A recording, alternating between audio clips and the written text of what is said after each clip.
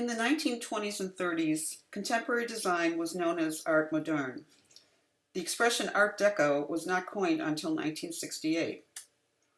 This talk isn't only about art and design, though. It's also about nostalgia, as Art Deco was the style when my grandparents and parents were young, and a lot of its remnants survived into the 1950s and into my childhood. As Art Deco developed in the period between the wars, the movement drew not only on contemporary themes, but also on practically every historical influence, from the Egyptian mania surrounding the discovery of Tutankhamun's tomb in 1922 to science fiction, in other words, from the ancient past to the distant future. Notably strong influences were African geometric forms, Mesoamerican sculptural reliefs, and step pyramids, shown here on the right, and also ancient Roman Greco ornamentation, especially the mosaics.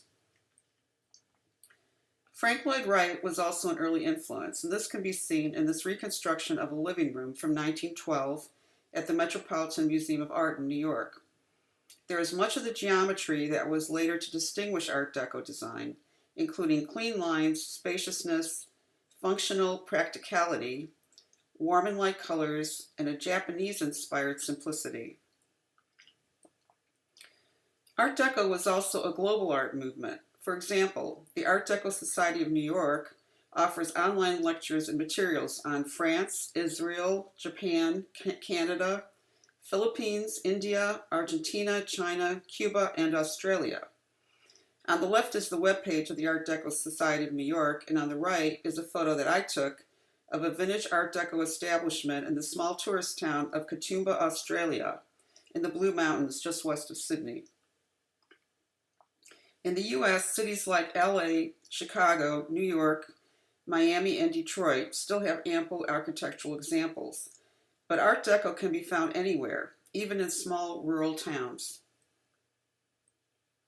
So growing up in Chicago, I was often exposed to Art Deco buildings, and I recognized that they were special, and because of that, they were also memorable. Looking back, I think that they were really fascinating to me. They felt like a combination of massive, ancient, fanciful, and mysterious. I was deeply affected by their art, which set them apart from the other buildings. So here's a building in Summit, Illinois, that my family would sometimes drive past on Sundays. And it is probably the only building that I can remember specifically along that route. So right after college, I started working as a petroleum geologist, and I spent several weeks training in a small town in southwest Kansas called Liberal. And this is an Art Deco building, and it's the only structure that I can remember in that town. Note the colorful ceramic decorations. Unfortunately, I don't have a close-up of them. I did remember that the building was close to the railway station, and when I looked it up online for this presentation, I learned that it was originally built as a hotel. So back in Chicago, a few years before college, I worked at the Chicago Motor Club in the Travel Bureau, which was located in this Art Deco building, which was built in 1927. Thankfully, it's now converted into a hotel. Note the decorative stone and metalwork on the exterior. These photos show the interior of the first floor. On the right is an early photo from when it was the Chicago Motor Club, and sometime before I was working there. It's several years earlier. And on the left is how it looks today as a hotel lobby and bar. Note the decorative motifs on the walls, the map mural on the left wall, and the flooring, which have all been preserved. The old counter where the triptychs were assembled was on the right, and that's where the bar is today. So another iconic building in Chicago is the Board of Trade building.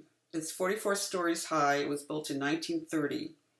The statue of Ceres, the goddess of agriculture and fertility, that sits atop the building is shown on the left, and its beautiful gleaming lobby is shown on the right. I remember that in trips downtown to the Chicago Loop, we often encountered beautiful elevator lobbies. This one is in the American National Bank building. And this is the Carbide and Carbon building, which was built with 37 stories in 1929. It's clad in black granite along with green and gold terracotta with gold leaf and bronze trim. And thankfully, it was also converted to a hotel in 2004. So now moving from Chicago to New York, here's a similar looking structure, the American Radiator Building. This was completed a few years earlier in 1924. The original structure is built of black brick with gold decoration, actually terracotta with gold leaf, and cast stone with bronze powder. It has 23 stories, and the design is considered to be both Gothic and Art Deco. And shown on the right is a 1927 painting by George O'Keeffe entitled Radiator Building at Night. The most iconic Art Deco building of all is the Chrysler Building. Completed in 1930, it's still the 12th tallest building in the city. At 1,046 feet, it remains the tallest brick building in the world with a steel framework. Exterior decorations include 50 metal ornaments depicting, for example, Chrysler radiator caps and eagles. So all of these photos are associated with the building's lobby. On the left is one of the iconic elevator doors, and an elevator ceiling is shown in the center. The lobby also contains a 110 by 67 foot mural called Transport and Human Endeavor, designed by Edward Trumbull. Two segments of the mural are shown on the right. So the Empire State Building, which has 102 stories, was completed in 1931, and it was the world's tallest building until 1970, when the first tower of the original World Trade Center was built.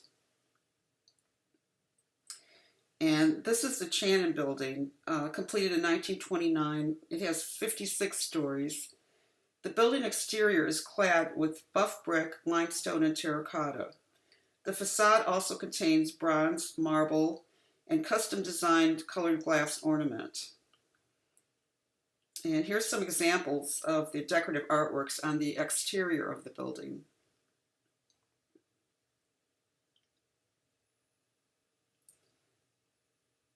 And these are examples of the extensive ornament on the interior, which this building is really known for.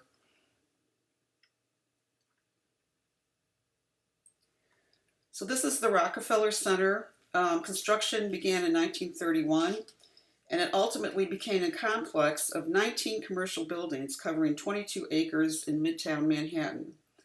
14 of these are original Art Deco buildings commissioned by the Rockefeller family.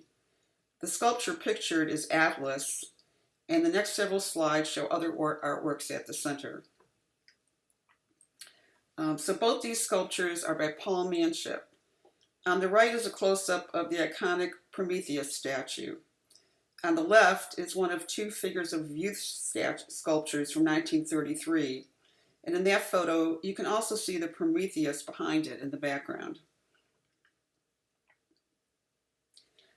So here's some more of the center's decorative features. On the right is a relief sculpture by Lee Lowry depicting wisdom, and it's shown with its surrounding features in the lower left photo.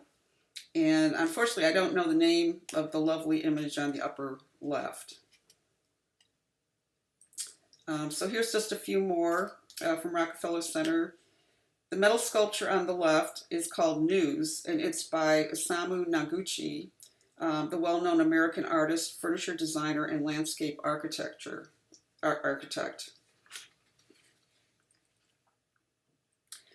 So another American city with a lot of Art Deco is Miami, particularly an area called South Beach. And we're going to look at a few slides now of South Beach. So this shows some building details. And this is, I don't know if it's an apartment building or a hotel. Oops, this is at night. So lighting, especially neon, can be an important element in Art Deco design, as shown here. So Los Angeles also has significant Art Deco, and this is the Bullocks-Wilshire building, which opened in 1929 as a luxury department store. and is now part of a law school. The green decoration is oxidized copper. The building houses the ceiling mural by Herman Sachs. But here's the main reason I'm showing this building to you. I really love the design of these elevators, especially the beautiful wood doors with metal accents, and also the geometric relief sculpture with lighting above the doors. So a lot of Art Deco theaters have survived everywhere, and this one is also in LA. It's the Wiltern, completed in 1931, and it's still operating as a theater. This interior photo appears to be taken from the balcony, showing a good view of the stage fire curtain and the auditorium ceiling. And this is the Boulder Theater in Boulder, Colorado. It's another example of an Art Deco theater still in operation. Of course, it's one of my favorites since I used to attend shows there. It opened in 1906 as an opera house, and in 1936, the structure was remodeled and turned into an Art Deco movie palace. The entry marquee, tile facade, and elaborate murals inside are among the best examples of Art Deco style in Colorado. So Denver, like most cities, has a few surviving commercial Art Deco buildings, but it also has a couple of neighborhoods that have a substantial number of private homes in the Art Deco style. And here are two examples of those homes. So one of my favorite places in Denver, maybe in the world, is the Art Deco cruise room. It has a lot of original features.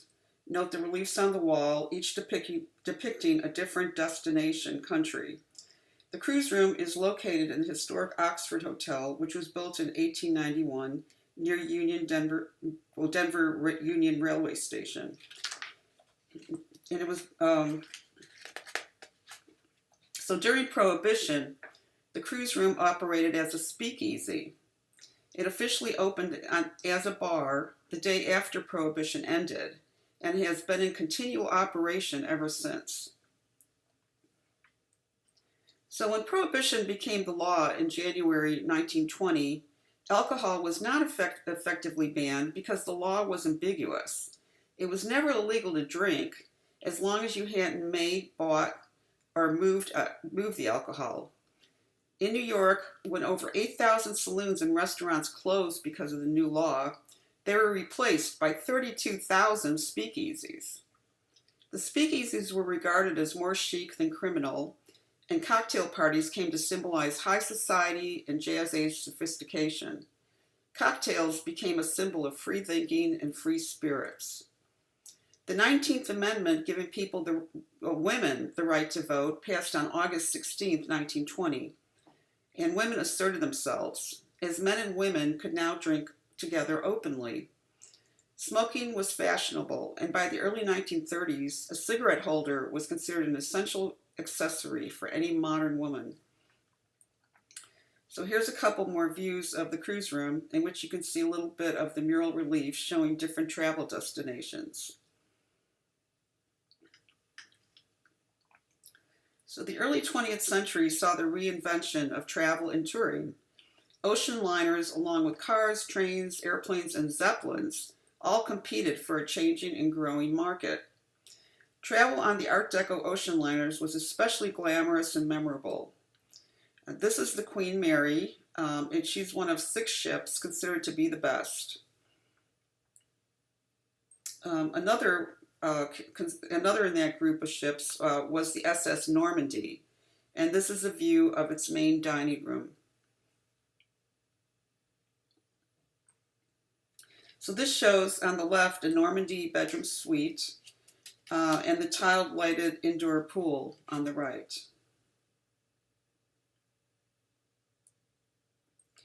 So these next 3 slides show some travel posters from the period. So note the graphic design and the distinctive Art Deco fonts.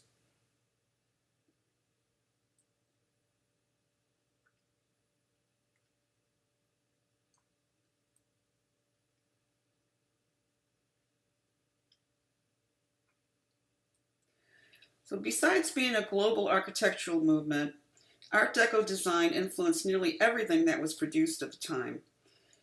On the left is a cover of a book that I have on American Art Deco, and on the right is its table of contents, which will give you an idea of the design range. It includes furniture, lighting and clocks, ceramics, glass, textiles, painting, sculpture, jewelry, and industrial design. Also publications and graphics like the posters we just viewed. So looking at examples of some of these categories, we'll start with painting. So this is one part of a 10-panel mural by Thomas Hart Benton called America Today, which depicts a panorama of American life throughout the 1920s.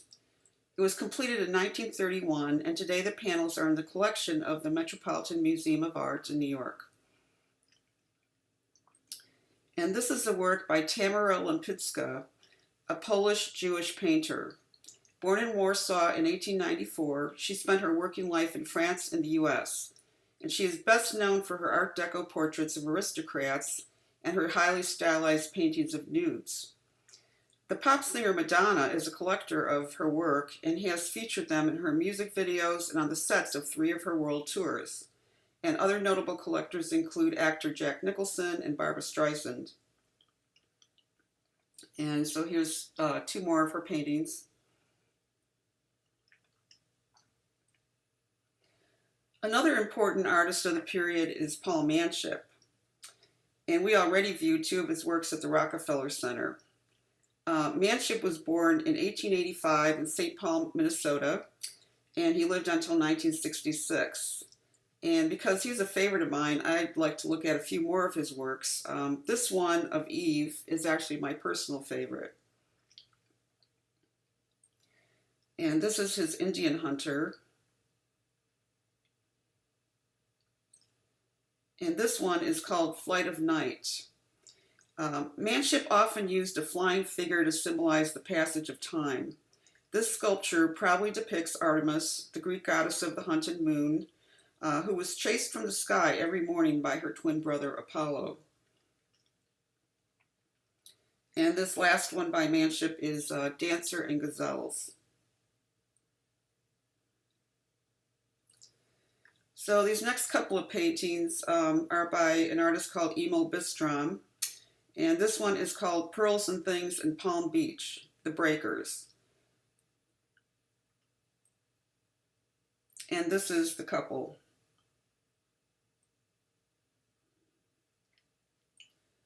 So there are many types of Art Deco glassware, and I'm going to start with works by René Lalique.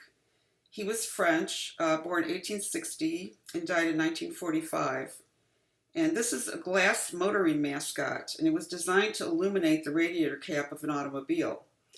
Besides these motoring mascots, Lalique created a really broad array of glass items, ranging from perfume bottles and decanter sets to architectural glass panels, lighting, and even furniture. So this piece is called Suzanne. It's from about 1922 of opalescent glass. And this is his Grasshopper's vase, also about 1922.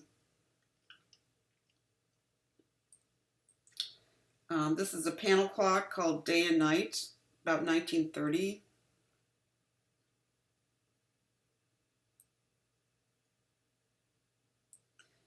And this is a ceiling light cover of opalescent orange glass, and the subject is sirens.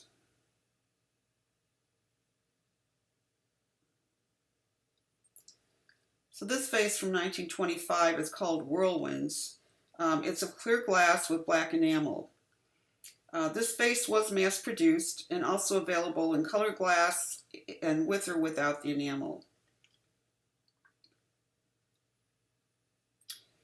And here's just 3 more works from Lalique, all from the 1920s.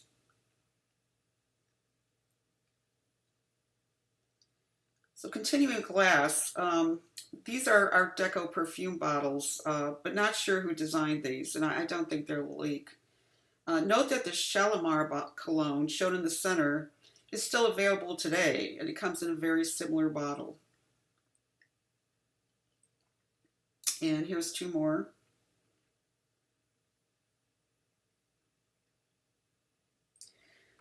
So I knew that decanter sets were popular back then, so I did a search on Art Deco decanter sets.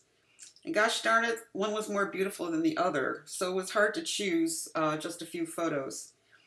I noticed that a lot of these sets were made in the Czech Republic.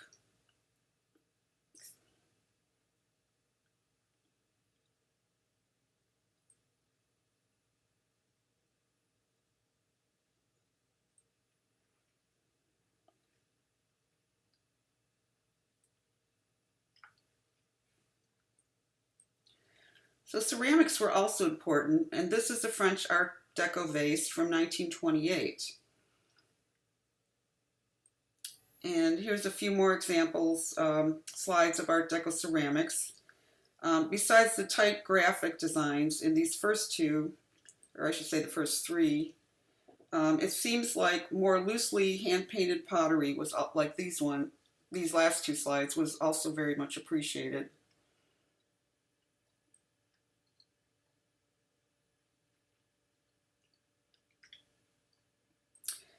And as we saw earlier, ceramics were also used extensively to decorate exteriors of buildings.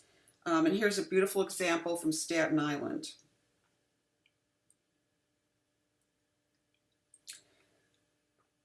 Works in metal were also important and quite common as architectural features. Here's a couple of examples of wrought iron railings. The photo on the left was taken in the apartment of Coco Chanel. So besides railings, Art Deco metalworks were also used as gates and doors. And this slide shows an assortment from many different locations. And this fireplace screen from about 1930 is actually quite famous. It was made by Rose Ironworks in Cleveland, Ohio. Still in operation, it is the oldest continually operating decorative metalwork company in the U.S. Besides architectural applications, silver and other metals were used to create a wide variety of everyday household objects, such as this beverage set. And this digital cipher clock from 1933 on the left, and metal table lamp on the right.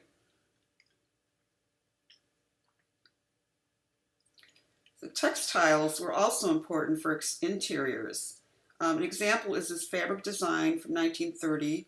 It was intended for upholstery and curtains. And this is a carpet design from 1929. So graphic geometric designs were also important in publications. So the next three slides show book covers, and they're all by an artist, Francois Louis Schmid, who was a French painter, wood engraver, printer, editor, illustrator, and bookbinder. And today, some of these books are worth up to $30,000.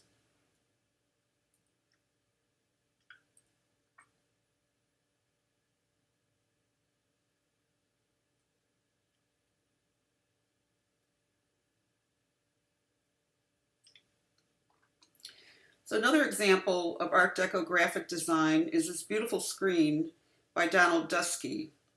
Trained as an architect, Dusky was a pioneer in the field of industrial design, and he established a consulting firm specializing in furniture and textiles.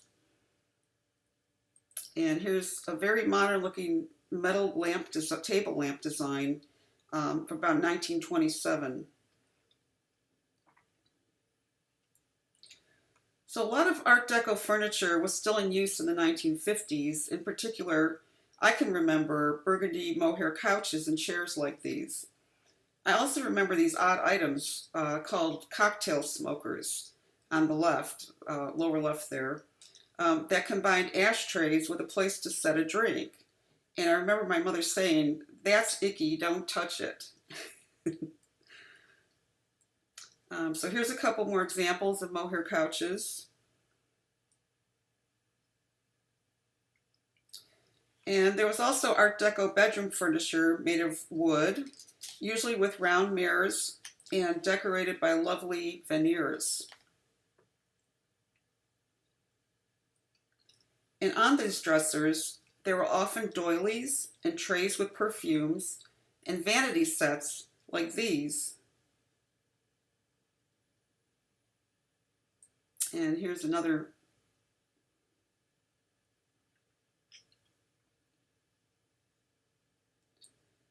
So this was also the golden age of radio, which began with commercial broadcasting in the early 1920s, and it lasted through 1950s.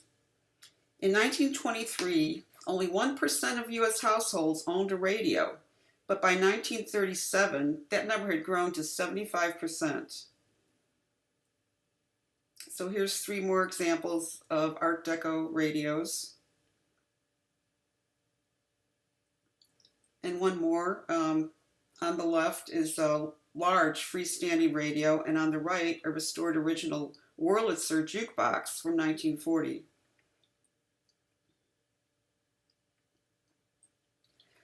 So although automobiles were first produced in the 1890s, the 1920s saw tremendous growth in vehicle ownership and road construction. The Federal Highway Act of 1921 created the Bureau of Public Roads, which provided funding for paved 2-lane interstate highways.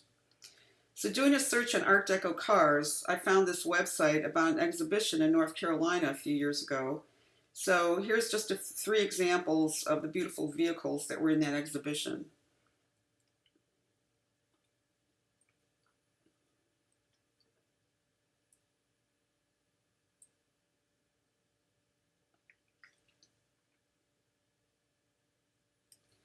Of course, Art Deco also influenced the fashions of the times, certainly clothes, and including small personal items like ties, jewelry, and handbags. The metal mesh bags on the right were made between 1900 and 1930 by the company Whiting and Davis. The small plain metal bag, overlying others on the left, is very sweetly engraved on the inside of the clasp. It says, William to Mary, December 1921. Well, I don't know who they were or whatever happened to them, but I do hope that William and Mary lived happily ever after. The silk ties on the left belonged to my father, and I believe that he wore them during a very happy part of his life, when he was young, going to ballroom dances and courting my mother. Of course, shopping for clothing, personal items, and everything else back then was very different from today, as it was focused on local shopping streets, lined with many small shops and maybe one larger department store. Some of the small shops, like these 2 examples, had beautiful Art Deco facades utilizing glass, metal, and ceramics. Well, Art Deco influences can still be found in contemporary design today, and many vintage artifacts, collectibles, and buildings survive.